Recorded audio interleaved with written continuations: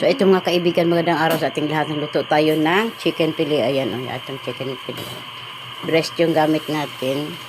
Ginawa natin dito, binabad natin sa bawang.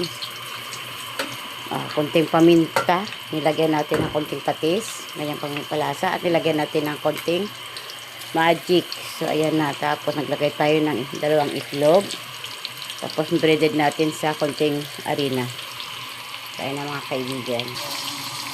So, ito na mga kaibigan, yung ating chicken pili. Ayan, ha. Balik-balikan na natin.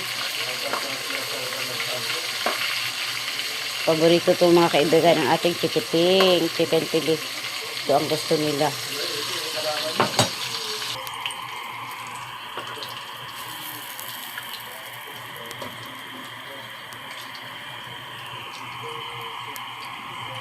So, ayan na yung ating chicken pili. Meron din tayong sinabawan na, ayan, hipon. Nilagyan natin ng gulay, ayan.